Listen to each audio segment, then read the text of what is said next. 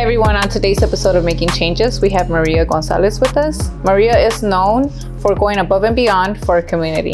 And today Maria is going to tell us a little bit about herself and how she got to where she's at. Sure. Hi everyone. Thank you for having me. Thank you for coming. So I am Maria Gonzalez. That's my birth name. And I am first generation immigrant. Mm-hmm. I was born in Chapala, Jalisco, which is by Guadalajara in Mexico. And my parents brought us up here when we were young.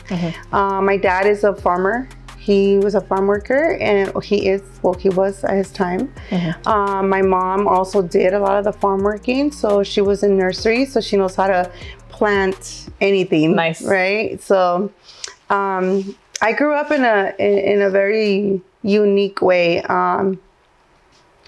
I started here in East LA. So then I remember my dad used to say that he didn't want me to be a chola. Right. So he took me. Right. Yeah. So he took me to. We moved up to the Central Coast, a little town named Guadalupe, which I'm very proud of and very thankful for. I think a lot of the times where we're raised is what really brings our morals up. I agree. Yes, like my parents, they worked too hard, so they were so busy trying to figure out how to feed us and put, clothes on us. Yeah. So a lot of the morals comes from them. Yeah. A lot of the respect, morals, character, dignity comes from the city itself, right? It's a community that really works together and that we're together. And of course, I had my peoples there. So it's very interesting growing up in a farm community. I always felt like it was different for me because I come from East LA, right? So it's a big city, it's a different type of world. And then I'm here in a small little town. Right. But I am so grateful for that little town. Today I still go back. My parents still live there. My brothers and sisters still live there. My childhood friends that I hang out with still there. So it feels good to always go back to Guadalupe. Yeah, so that's basically how my life started here. I was a rebel. I rebelled away. So you turned into a cholita, or? I sure did. She's like, yep. Destiny is destiny, and it follows you. So True. I sure did. It was a very interesting era. It was in the 90s. Oh, so we all know about the 90s. Yes. Yeah, I remember, even though I lived up there, I would be in LA a lot. My grandma, all my aunts, uncles, my whole family were still down here. So I would come down to LA a lot. And I remember coming down.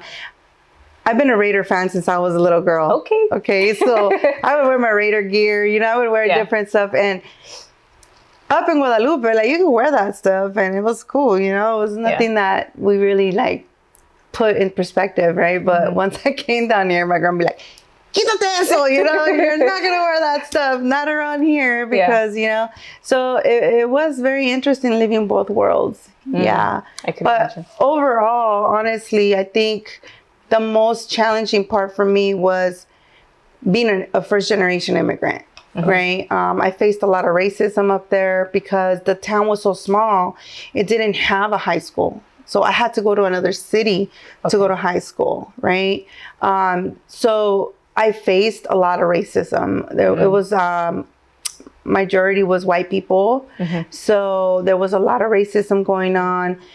We were raised in a model of you're an immigrant. You're supposed to live in the shadows of America. Right? You don't have a voice. You don't have a say-so, right? Yeah.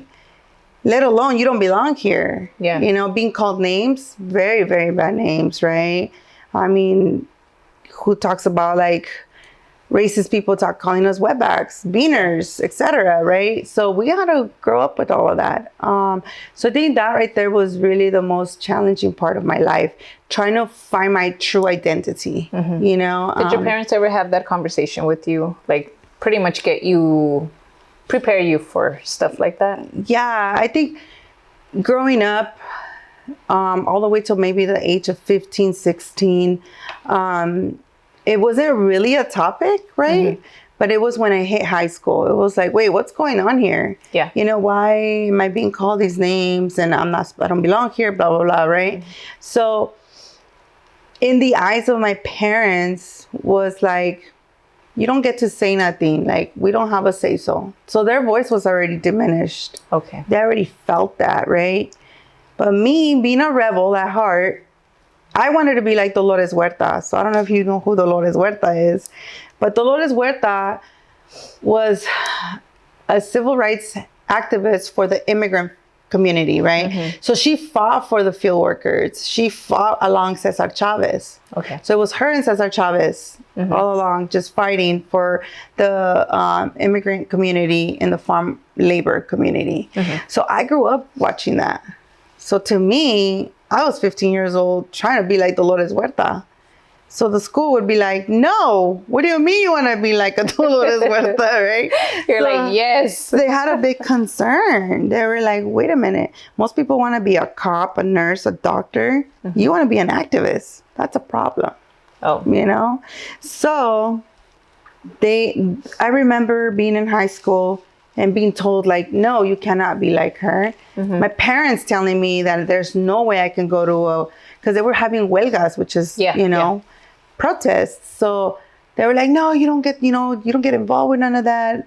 Why not? I was 15 years old, 14, 15 years old.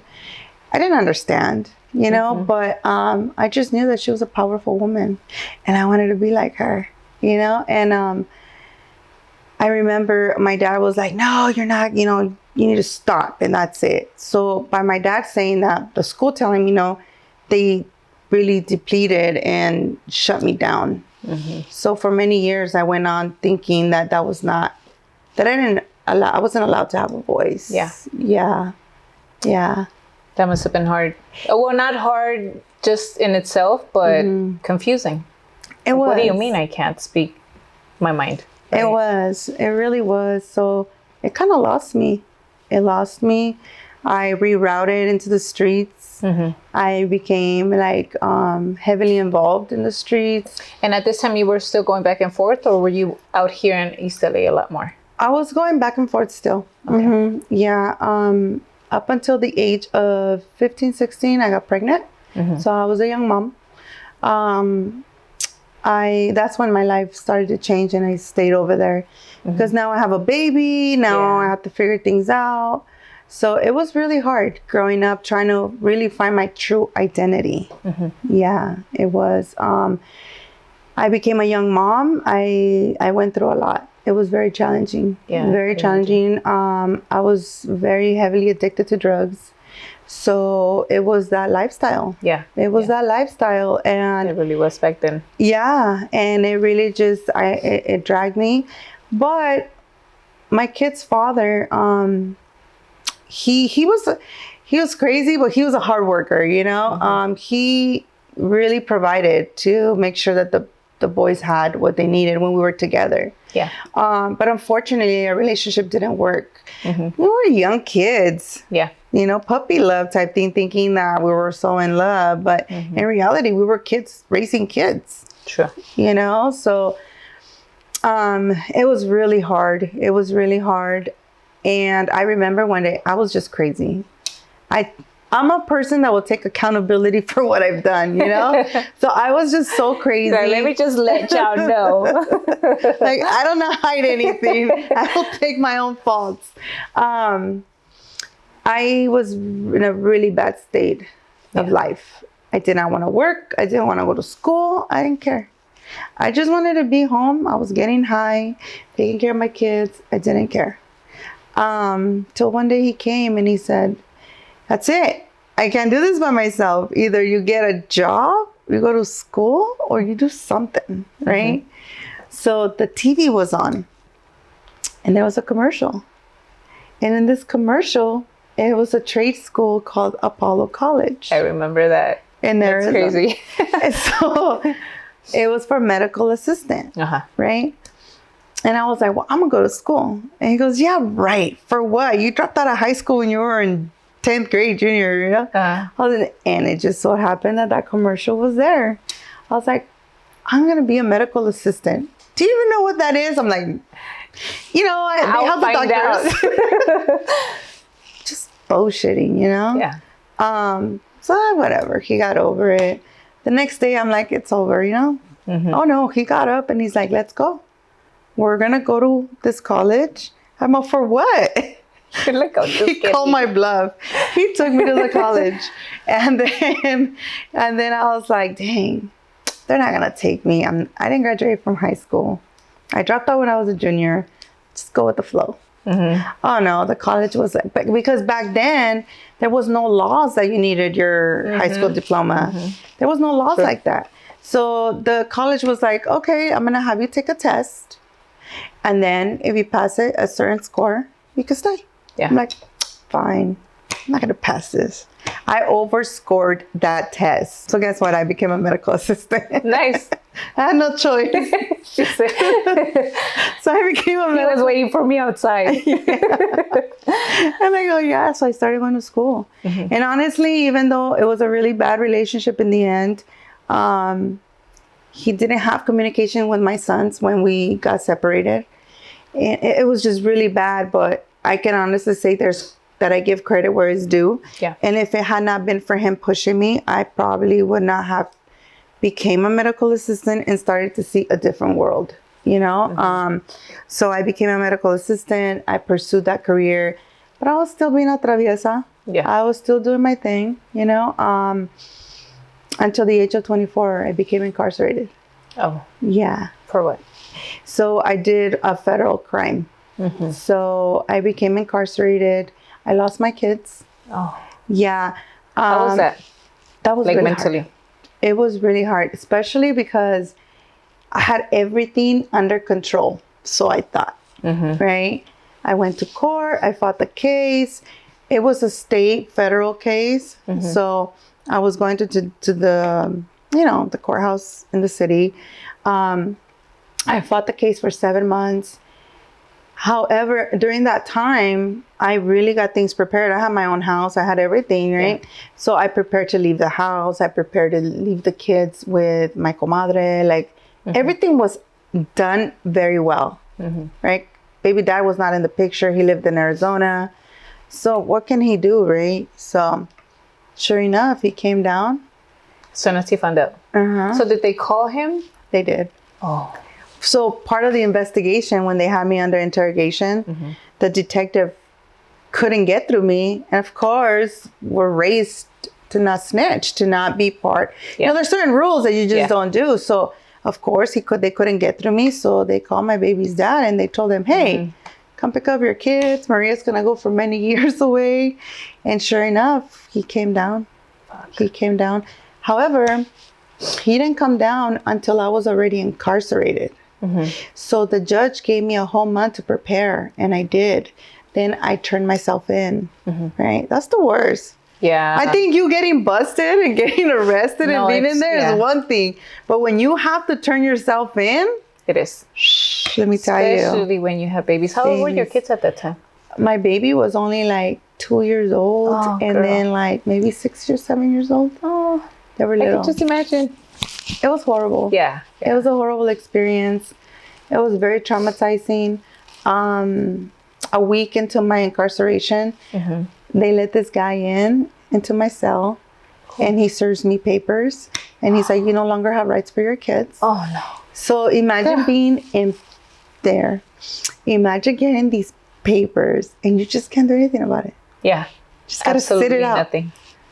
Sit it out. That was the worst. That was like I can't even explain to you. Like, it was just horrible. Did my time, came home, fought for my kids. I fought for a whole year.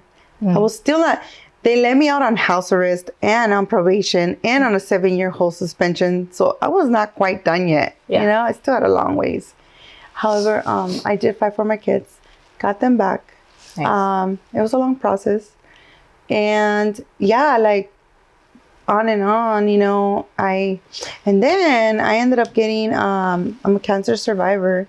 Oh, so yeah, right when I got out, I was diagnosed with that. So how to fight that? Oh my goodness. It was a lot. It was a very traumatizing time of my life. I think the age of 23 to 27 were very, very hard years. Wow. Yeah, it was really hard. And yet, I'm still in my 20s. I still don't even know what I'm doing. I look at my 25-year-old son right now. Mm-hmm. And I'm like, man, I was going through A, B, C, D, and F when I was that age, right? So now I'm able to talk about it, but it was really hard. It was. I could imagine. Yeah. I can imagine. Yeah. Besides that, I took that leap of faith. I moved to LA. So I've been here now almost 20 years. Mm-hmm. I grew up. I did a lot of different type of healing. I stayed in the medical field. Did you? For a long time. I made it all the way to Kaiser. Oh shit. Yeah, I left Kaiser in 2019, and I started this whole journey. I call it a journey. I call it a calling, the walk that God has for me. Mm-hmm. I started it in 2015, 2016. What got you to that point where you were just like, this is what I want to do? So, growing up in the 90s, right? We always, I started writing people in jail, in juvenile halls and camps in the 90s, 90s. That was kind of the thing back then, huh? Yeah. Yeah. And, we all had homies there. You know, we had homies that were doing time, cousins, families, loved ones. But I never knew, I just knew I was writing them. Mm-hmm. Right. And they needed something, if they needed help with something, I would help them. But I didn't know what I was really doing. Yeah. But then it wasn't up until I was in a relationship with someone that was incarcerated. Mm-hmm. And that's one factor. The first factor is the injustices that I felt when I was in there. Right. And then putting the puzzle together, really, mm-hmm. man, they've all gone through all this, A, B, and C. I went through this. And now I have a loved one that's incarcerated and he's going through all of this. So it's like, what's really going on with the system? What is it? When you yourself were locked up, did you educate yourself on the things that you could do within the system? Or was that until afterwards, once you were with this guy that was incarcerated? It was afterwards. Okay. Back then, I didn't know any better. I was still in it. Mm-hmm. I was still in it. I loved it. It was the life, Yeah. I remember being on house arrest, and I hope my probation officer is not listening. I'll tell a little secret. I was on house arrest, and let me tell you, my probation wasn't like, oh, come in and write your name and you report it or call your probation. Nah, I had to go in and do my fingerprints. Put my fingerprints on the machine, scan me, pull out my profile, and then check that I was there. Mm-hmm. That was the way I checked in. Yeah. So it wasn't so I was on house arrest. It was New Year's Eve. Mm-hmm. I couldn't go nowhere. So I brought the party to my house. Back then, when you're in house arrest, you have to have those phones, the wall phones, right? So they call and check, right? They report. So I remember I'm not kidding you, I had 100 people at my house. Oh, shit. And the phone rings because it's time for me to check in. Mm-hmm. So it's like, everybody be quiet. So everybody stays quiet. I'm like, hello. So that did happen. But my probation officer knew that I was a good person. So he never knew about this. But yeah, I was still in it. I didn't. Yeah. It probably wasn't until my mid-30s that I was like, wait a minute, what am I doing with my life? Where am I going? Mm-hmm. So there was a lot of healing that had to take place because we don't wake up being a person that wants to get in trouble or commit a crime or let alone go steal something or just go gangbang or do drugs. There's something behind it. Mm-hmm. And there was a lot of healing that took place off and on, right? And being with somebody that's incarcerated really opened up my eyes on the things what needed to be done. Yeah. So that kind of reactivated the whole Dolores Huerta thing, You're like, now, no one's going to stop me. Yeah. I remember meeting her a few years back. Did you? No shit. Mm-hmm. She had a little event in Boyle. Oh, they opened up Boyle Heights. Mm-hmm. They did the name after her. Really? A little section, a little street section in Boyle Heights. And they did a little celebration. So I went. And I stood in line waiting to meet her. And I met her, and she was like, "Hi, mija." You know, I was working on a campaign at the time. It was called ACA6. It's to free the vote for people that are on parole. Okay. Yeah. So I was working on that campaign, and I had my little signs, you know. And I met her, and I told her, "Man, I've been waiting a long time to meet you." She's like, "No, mija, how long was the line?" And you know, You're like, "No, you don't understand my whole life, woman." And I told her, I said, "I've been waiting since I was 15 years old." And she's like, "What?" And I told her the story. And she was so like amazed, like, wow, like, you know.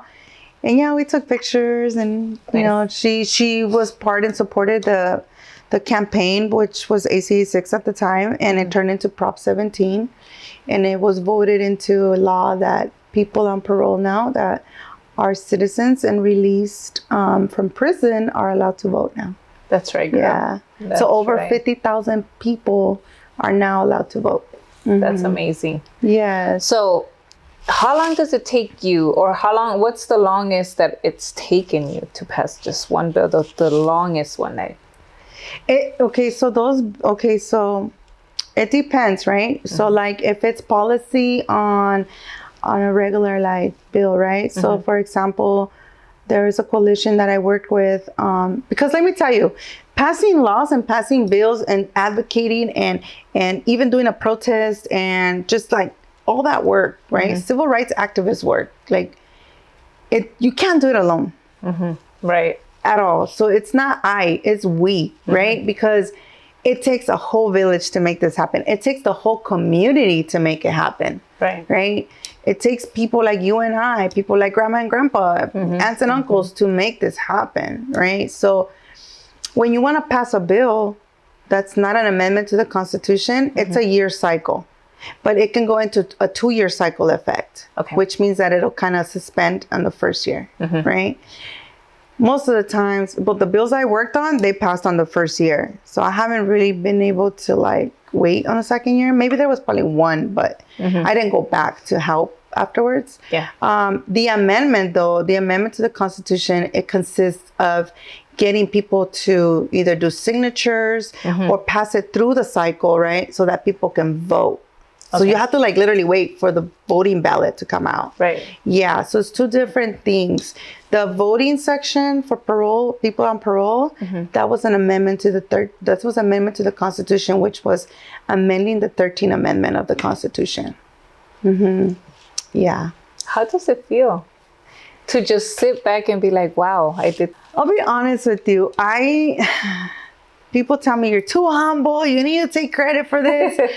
I just don't. I don't take it. Like I speak about it because I'm in it, right? But I haven't honestly, like I have not really ever sat down and be like, hell yeah, I did that. You know? Oh, you should, girl. I haven't. Yeah. I think I just like because I know how like this is an impact on the community. Yeah. And it's people power, right? I cannot do it without the people. This doesn't belong to me. It belongs to the people.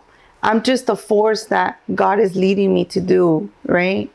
So, but did you just hear what you said? I know. Yeah. I know. But I just, it's hard for me to take credit. You did that. You're doing it. And whether you have people with you or not, it still wouldn't be possible if it wouldn't have been for you to say, you know what, this is what we're gonna do. Yeah. Gather up and that's it. Let's go get this shit done. Let's go get it done. Yeah. So tell us, I mean, I'm pretty sure there's a lot, but can you briefly tell us like what you've actually helped? Yeah, so I've helped. Where do I start? I know. See, check. Now, I started. So I focus a lot on the impact of mass incarceration. Okay. Obviously, the incarceration system has already like kind of is going down. Like literally, like massive leaders in the community have worked on abolishing prisons, shutting down prisons, and it's actually happening. There's about a few prisons that are shutting down within the next 2-3 years. Oh, shit. And that's because 5 years before till now, people have been fighting. Yeah. LA County wanted to open another jail, but they wanted to call it a mental health institution type thing, right? It was for mental health people, but it was really a jail. It was a MacArthur project. So a lot of people, a lot of leaders in the community, like Justice LA, like Dolores Canales, Initiate Justice, ARC, like a lot of organizations got together and said, hey, wait a minute, no. And here comes all these other organizations saying, hey, we're going to support, you know? So because of that, we went to the board of supervisors and we spoke against it. And because there was so much people power, it didn't happen. Good. Right. So, and right now they're in the process of shutting down Men's Central Jail. It was the same process. So it takes a lot, and that's part of the stuff that I have supported and worked on. There's, you know, people think that in prison, medical and healthcare and dental care is free, but it's not free. People still had to pay co-pays. People still had to pay, like if they wanted their records, it was like $100, I believe. There was a lot of disconnection from families to the person incarcerated, from being connected. Like say somebody's dying, right? Especially in COVID. Oh my God. Yeah. It was crazy. My phone, I'm not kidding. I would get like 200 calls a day from county jail, from prison, from families. My brother's in ICU, in a coma, you know, intubated, et cetera, et cetera. How can you help us? Can you help us? It was very overwhelming. I could imagine. But right before that, there was like an organization named Initiate Justice that I was working at the time with. We passed AB 45, which AB 45 stopped the medical copays. So think about it. They work in there. They get paid a penny, 2 pennies, 12 pennies. I mean, the most I've seen is probably like $1 an hour, right? How much do they make a month? Yeah. Right? There's not much. And most of them can't work because they won't let them. No. Right. And so you make $5 a month and you got to go to the doctor because now you have a cough. You got to pick if you're going to go to the doctor because you got to pay $5 copay, or you're going to buy a deodorant because you need hygiene. What's it going to be? Yeah, it was really hard for them. Yes, there is a lot of people that commit very heinous crimes. Yes, there's evil in this world, but there's also humanity rights, right?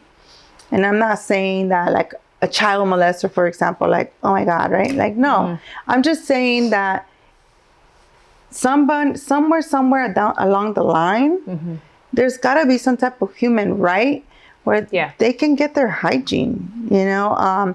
I don't support heinous crimes. Right. You know, I don't support people that hurt children, you know? However, there is thousands and thousands of people in prison for nonviolent crimes, or even that are innocent.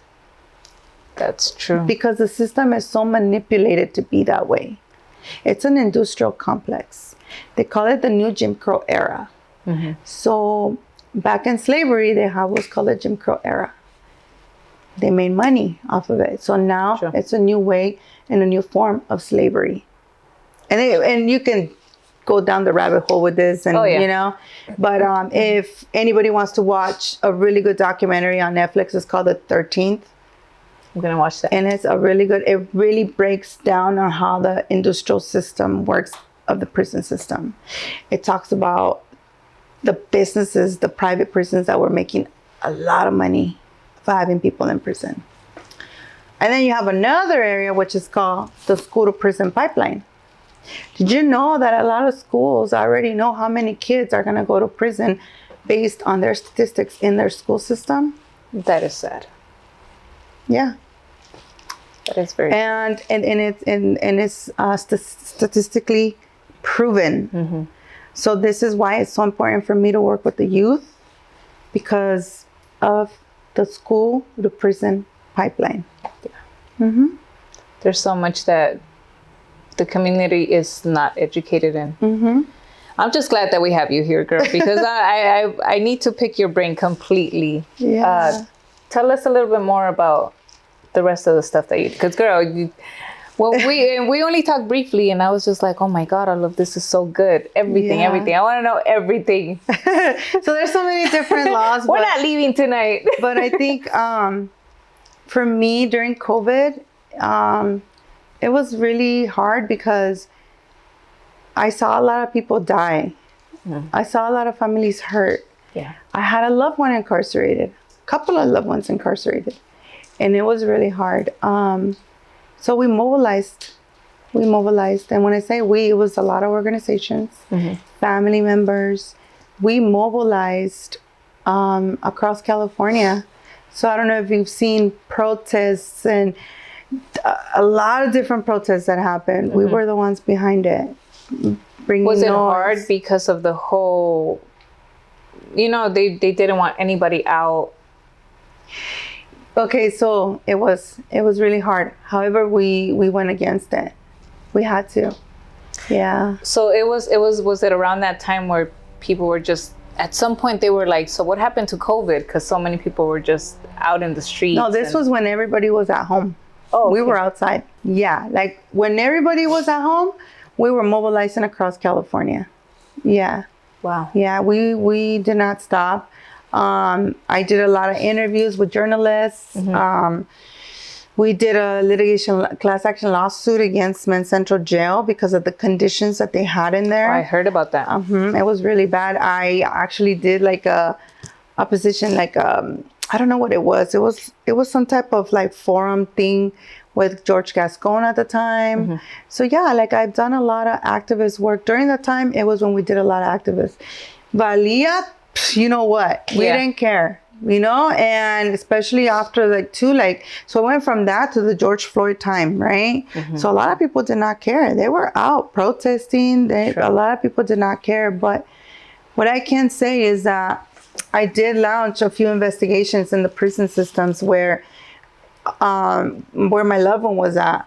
Like they literally had all the people dying in a gym by themselves. They wouldn't even bother to take. They had to take care of each other. Oh, no. Like, so say that you're dying, I'm dying, and I'm next to you and you need to go use the restroom. I would help you go use the restroom. And we come back and lay down and again. And I have like inside journals that they sent me telling me like how things really went. So I called the senators and I was like, hey, this is happening in your area. My loved one's in there. Yes, I live in LA. However, my loved one is in your district. So unless you want a scandal, you better so yeah, they were very cooperative. They did go and yeah, like they investigated and it was really ugly. It was really sad.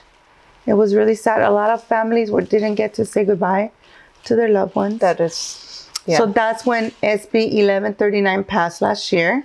And I was also part of that coalition where it's called the Human Rights.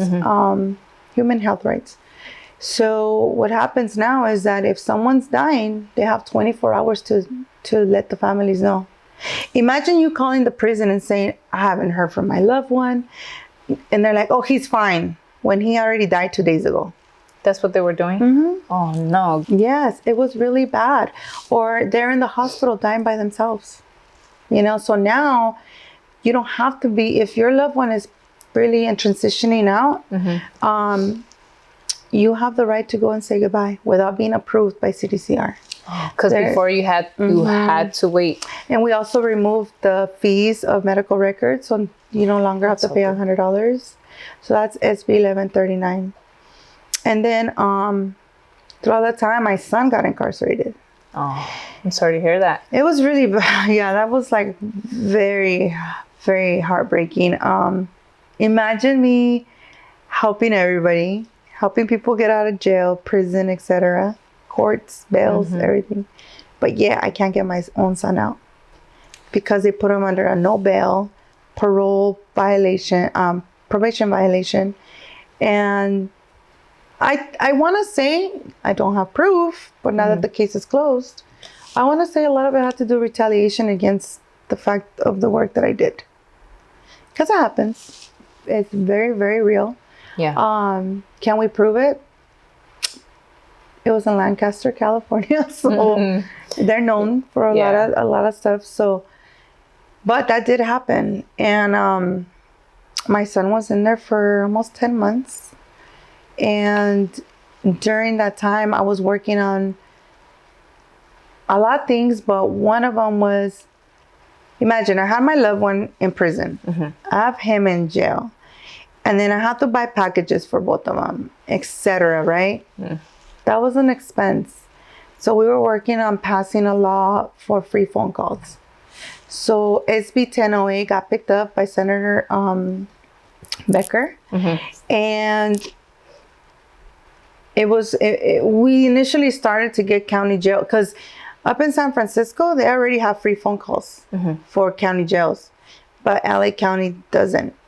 So we wanted LA County, juvenile halls, prisons to have all free phone calls. But the process of passing a law, this is where it gets crazy. It's like one of the major things that they look at is the budget. How much is it going to cost the state? The governor, you have to delegate back and forth, back and forth. We have to come into a mutual understanding. And also the senators and the assembly members, both houses have to pass it. And appropriations. So it's a lot. It's a whole year cycle for that, right? So a lot of that took place. I felt that when my son got arrested and he was incarcerated, a piece of me died. It was, till this day, I feel it. You know, I'm grateful and I'm in gratitude that he's out, that he's no longer on probation. That's really good. But the most important thing that happened during that time that he was incarcerated, we began to have a healing bond between our relationship. Okay. And it happened between phone calls and visits. Right? At this point, the free phone calls were already... It was still in cycle. Okay. So there's times where we have to go to the Capitol and testify. So I ended up going and doing a testimony. We have video of that. Yes. We're gonna.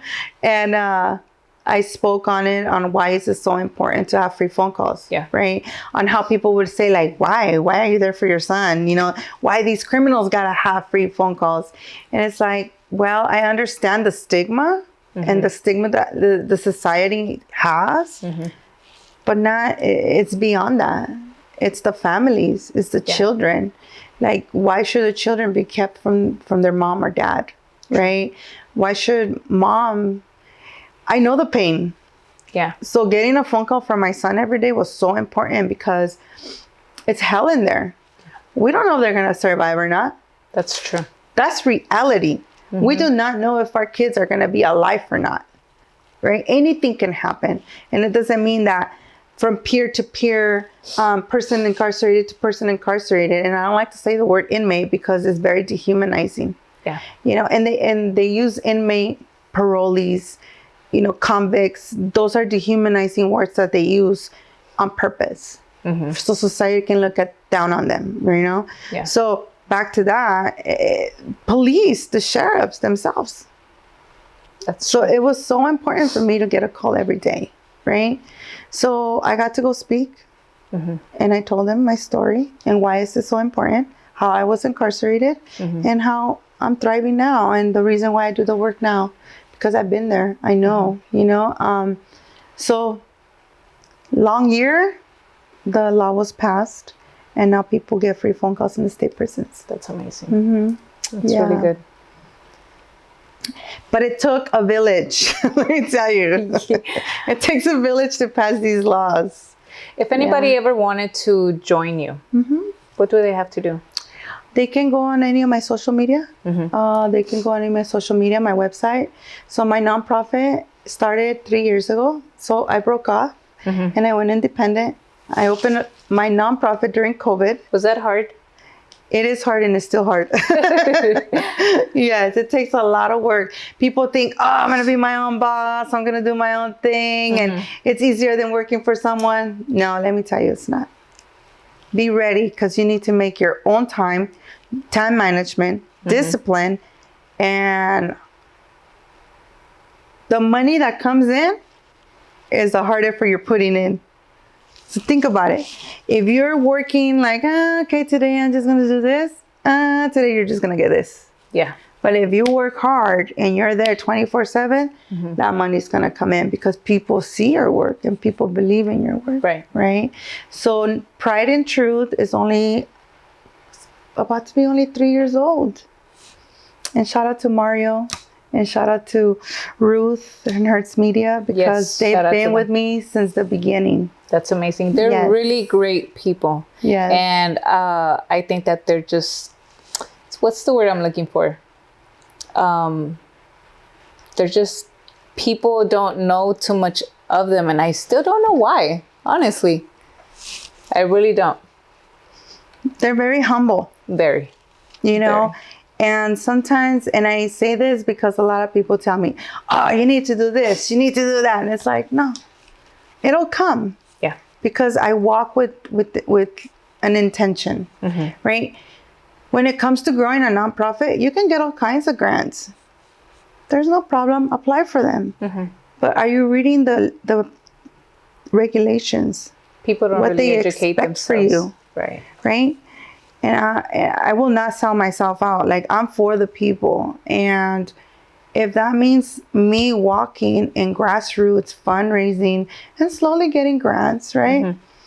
By all means, it'll grow. I always say Pride and Truth is not for the now. It's working. It's way to the future. You know, although it does have a big impact. That's a lot of work. Yeah. It's a lot of work. A lot of people call us for help, support, questions, volunteer. So tell us about the nonprofit that you actually have going on here. Yeah, so I started Pride and Truth during COVID, 2020, mainly because of the whole COVID situation that was going on inside. And we initially started there, and we did a lot of like re-entry support, parole board, right? So we help a lot of people inside when they're going through their parole board process with letters of support, re-entry support, if they need like a housing re-entry home, you know, because sometimes they have to come in out and still do some type of housing. I call it housing, but it's really like, you know, like a rehab, not a rehab, but a re-entry home. Yeah. And, you know, if they need like any type of like programs and stuff, we look for them and help them get what they need. Okay. Yeah, that's the prison part. When it comes down to that one, sorry to cut you off. Do they have to, do you reach out to them? Do you, or can families actually reach out to you? Do you help just about anybody, or is it specific kind of people? So the way we engage with the families, right? Because every year we have giveaways. So we give away Easter baskets, we give away backpacks, we give away turkeys, and we give away toys, a lot of toys during the, you know, Christmas. So families come, they sign up their loved ones, and then we send information to them. And then also by word of mouth. So, you know, they'll be like, oh, there's this organization, sign up. We send in sign up sheets. Then they send them back. And my organizing leader, she puts it all, you know, she connects with them. She's amazing. Her name's Dora. Shout out to Dora. Because I could not do it. I could not do it without her. So she helps me maintain the membership inside the county jails, the prisons, and I work with the youth as well. Yeah. Wow. So I wanted to ask you, I know that you lost somebody very special to you. Yes. Mind telling us a little bit about that and how losing that person actually helped you in a way? Yes. I lost my best friend. So I'm the oldest. So I didn't have a big brother, big sister. Yeah. He became that big brother that I didn't have. I was 15 years old. And he got murdered. Sorry. In the 90s. And so the 90s were crazy. He got murdered on Mother's Day. So every Mother's Day is tough. Yeah. Even until this year, you know, like I never know which route I'm going to go. I just really don't. Yeah. You know? It's inevitable. You're going to feel it. Yeah. I'm really close to his family. Like I'm connected to his family, his mom. And yeah, I love them, you know. His name was Gilbert. We used to call him Gilly, Gilbert Gilly Bras. And he got gunned down. So he died due to gang and gun violence. That happened in 1996. So we still have not got closure because the murderer was never found till this day. So the case went cold. I had to learn to live with that pain, right? So eventually doing this work, I started bringing some healing, right? And like when I say it, healing took place. Yeah. Till this day, healing's taking place, right? But I've learned to turn that pain into power. So one day I was like, how can I make an impact of this, right? Like, I can't get the person that killed him, right? But how can I make an impact of this? How can his name be remembered? Right. How can his story be alive? So that's when I thought about the intervention program. So I thought about an intervention program. I thought about how we can help the youth, right? So I developed, thanks to the Go campaign and the mentor they gave me, we developed the curriculum. So the curriculum's been in my head the whole time. So basically, she helped me bring it out of my head and put it into a whole curriculum, right? And I had her for a whole year. Amazing mentor. And her name's Michelle Costa. Shout out to Michelle. And it was hard because I had to like bring it out, and every week it's like, can you have this done? Can you have that done? Sure. And I'm like, that's nothing, right? I can have it done. Girl, I'd be like, oh my God. Like, trying to get overwhelming, right? Yeah. And you know, when I was done, the youth intervention program, she's like, this is so good. Can you make an intergenerational one? From the years of 18 like, to elder. And I was like, yeah. I was like, what do you mean? She's like, Maria, you don't understand how many people are still living in trauma, living in survival mode.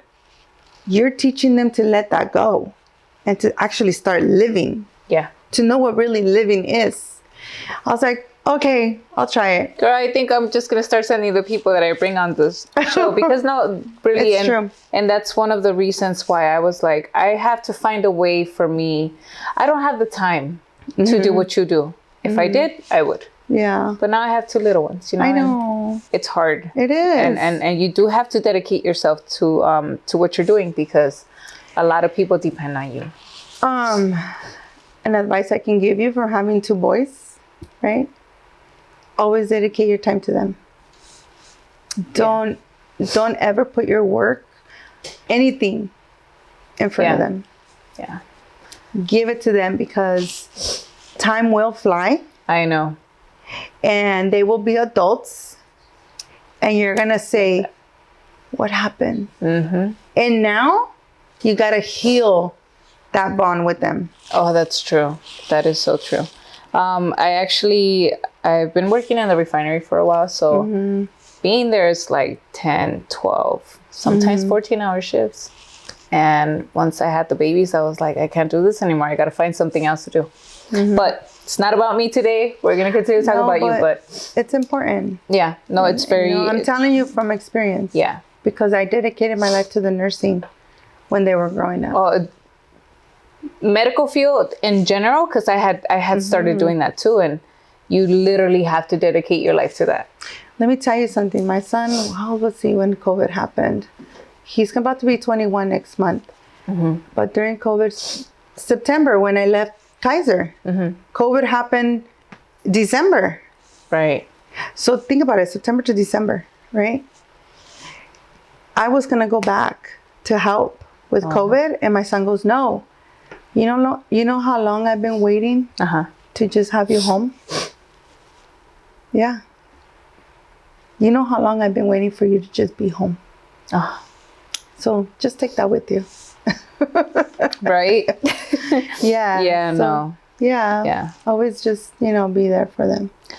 But yeah, back to Gilbert. We ended up making that intervention program. I named it after him, the Bros Project. And it went live this year as a pilot program.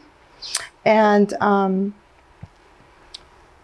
It was very successful.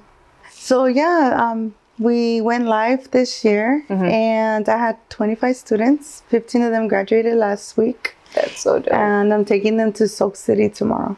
Really? Yeah. They're gonna have so much fun. They are. That's great. Yeah, that's really good. One particular student, right? It's just he impacted me so much.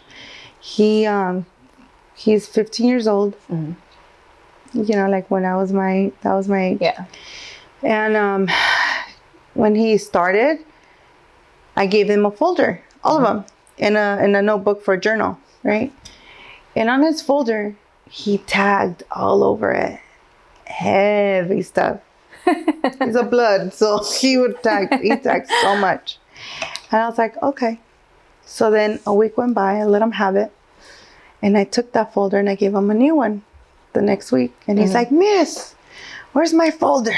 You know? And I was like, I have it put away. Just use this one. And again, he tagged, but not as much as the last one. All right. Next week came by, gave him a new folder. Miss, why do you keep changing my folder, man? You know? Like, you'll understand later. Okay. And he just put his name on top. And that was it. And at the end of the program, so part of the grants, you have to give report backs, you know? So they're like, hey, give us a story of, you know, so I picked him. I said, hey, you know, did this program help you? Like, what do you think about this program? He goes, Miss, I learned the importance of respect. I learned the importance of respecting people and respecting myself. And this should be taught in bigger schools because this is for everyone, not just us. I was like, thank you. And yeah, that's what he told me. And that's what he learned. So when it comes to this program, are you there all the time? Like the whole day? Yeah, I facilitate How do you it. have time to do everything that you do? I don't have a personal life. Right, but you go back and forth to court. Plus you're in this program. Plus you still, because you have traveled to across the border. Plus on top of that, you still do all these events. Yes. Girl, hats off to you, I for do real. concerts. The Latin American Motion Picture Yeah, I was about to ask you Awards, that. LAMPA, yeah. So tell us a little bit about that. So LAMPA is a space for the film industry, right? I'm very blessed to be an executive director for it. That's dope. The main, you know, director and founder of LAMPA, he created this space. Shout out to Andy Rodriguez. Shout out to Andy. For our community, for the Latinos, Latinas, Hispanos, Chicanos. I think it's very important. Just in general, right? To have a space to be recognized for the wonderful work that they do, their art, you know. But also, he made a combination of awarding leaders in the community, right? Because they also work really hard. So I was recognized on the first one. Nice. Yes. And then I started working with him after that. And yeah, it's a space to give, right? Kind of like the Grammys, but for Latinos and Latinas, right? Portion of that is he helps the nonprofit sector. Okay. So he sponsors and gives back. That's so really he good. uses that for that whole platform. So it's a really good space. It's probably like 2-3 years old and it's growing, and I look forward to seeing it like expand. And I know that we were supposed to be this year, right? So it's once a year. However, we had a couple emergencies, so we kind of have to put it on hold. Yeah. But we definitely have everything ready for the next round. That's good. Yeah. That's really good. Yeah. So yes, I do a lot. I don't have time to party. I guess. I take advantage of the concerts. So that I have So a little you're a fun part there. of the concerts in which way? So I promote them, and then I help them organize the concerts. That's good. Yeah. So I'm an organizer at heart. Girl, And so I help with a lot of different You really do a stuff. lot. Look, Yeah. I'm just going to put it out there. And I don't even do any of the stuff that you do. But by me participating here and there on certain events, it drains me. I know. mentally, physically, emotionally, it drains me. I know. Trust me, I know. You're like, yes. Yes. I think right now, the most exciting part of my life right now, I'm in my 40s. So you look really good for 42. 40, girl. Thank you. I'm in my 40s. I started doing this ancestral awakening, like learning about my ancestors. Part of the intervention program is them also learning where they come from, their ancestors, and then I give them Ancestry.com DNA kit. That's dope. So they get to learn all of that. So, and the reason why I put that in is because when I was going through my healing process, that was very important. Oh, yeah. It's very important to know your ancestors, the little villages that they came from, you know. So I started doing all my ancestral awakening, and I found out a lot, you know. I come from descendants of the Chichimeca, the Mexicas, down to like the first people that lived in the land of where I lived, which was the Coca people in Chapala, Mexico, and Jalisco. And then I learned about like the Aztec mythology. So I got into that, you know, because I really like my calling, like my ancestors were just calling, right? Yeah. So I learned about Huitzilopochtli, Quetzalcoatl. This is why Pride and Truth has Quetzal's bird as a logo. Oh, really? Because the Quetzal bird is a very, very special divine bird. So until this day, this bird's still living, right? It resides in Guatemala, right? In the jungle zone. You cannot cage this bird. If you cage it, it will die. It will die. So that's why I use Quetzal as a resemblance of our people being incarcerated. Human beings shouldn't be incarcerated. They will die. I love that. Yeah. So I initially started with Quetzal, right? So I was like, okay, Quetzalcoatl, you know, most women want to learn about Xochitl, you know, the goddesses, right? Yeah. I'm over here learning about the warriors, you know, and the gods and all of that. And it turns out that, you know, all this ancestry is connected to my ancestors. When it comes down to the program that you have, do you guys offer like any therapy for the kids? There's therapy, there's counselors, right? So there's like MSW counselors already on site in school.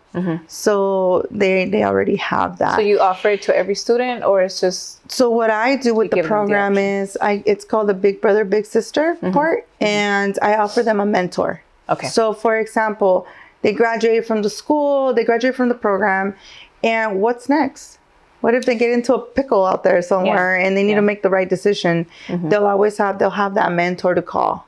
That's good. So yeah, there'll always be a mentor for them. And if they choose to call mentors, then they can call them.